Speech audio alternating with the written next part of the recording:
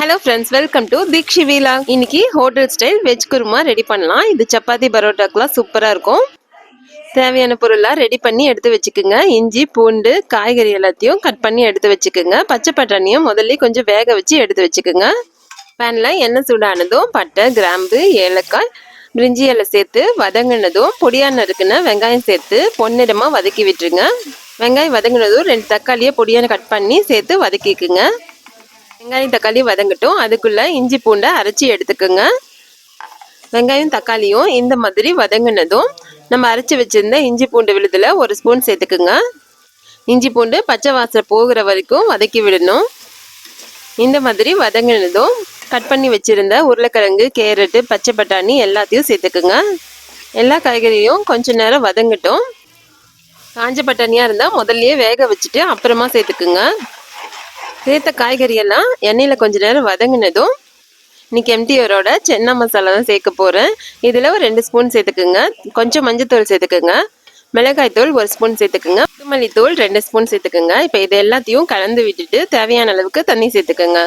இன்றைக்கி நம்ம கிரேவியாக தான் வைக்க போகிறோம். அதனால் காய்கறி மூழ்கிற அளவுக்கு தண்ணி சேர்த்தா போதும். இந்த கிரேவிக்கு தேவையான அளவுக்கு கல் உப்பு சேர்த்துக்குங்க. ஒரு பெரிய வெங்காயம், 2 தக்காளியும் பச்சையாக அரைச்சிட்டு இந்த கிரேவியில் சேர்த்துக்குங்க. இப்போ இது எல்லாத்தையும் நல்லா கலந்து விட்டுட்டு மூடி வச்சுருங்க. நல்லா கொதிக்கட்டும். 1/4 மூடி தேங்காவை பொடியாக கட் பண்ணி வச்சுருக்கேன். இது கூடவே 1 ஸ்பூன் கசகசா சேர்த்துக்குங்க. சோம்பு 1 ஸ்பூன் சேர்த்துக்குங்க. இது எல்லாத்தையும் நல்லா நைஸாக அரைச்சி எடுத்துக்குங்க.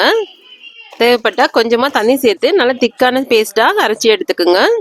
குழம்பு நல்லா கொதித்து காயெல்லாம் வெந்ததும் நம்ம அரைச்சி வச்சுருந்த தேங்காவை இதில் சேர்த்துட்டு கலந்து விட்டுக்குங்க. தேங்காய் சேர்த்து நல்லா கொதித்ததும் அடுப்பை சிம்மில் வச்சுட்டு ஒரு 10 நிமிஷம் கொதிக்க விடுங்க. குழம்பு கொதிக்கிறதுக்குள்ளே நம்ம சப்பாத்தி ரெடி பண்ணி எடுத்துக்கலாம். கிரேவியை சிம்மில் வச்சுட்டு மூடி வச்சுட்டு வேக வச்சிங்கன்னா நல்லா எண்ணெய் தெளிய வந்துடும். இந்த மாதிரி வந்ததும் கொஞ்சம் கொத்தமல்லி தழை தூவிட்டு அடுப்பை ஆஃப் பண்ணிவிடுங்க. அவ்வளோதாங்க. பெரிய பெரிய ஹோட்டல்லலாம் வெஜ் குருமா சூப்பராக இருக்கும். அந்த மாதிரி இன்றைக்கி நம்மளே ரெடி பண்ணியாச்சு. இது சப்பாத்தி பரோட்டாக்கெல்லாம் ரொம்ப டேஸ்ட்டாக இருக்கும்.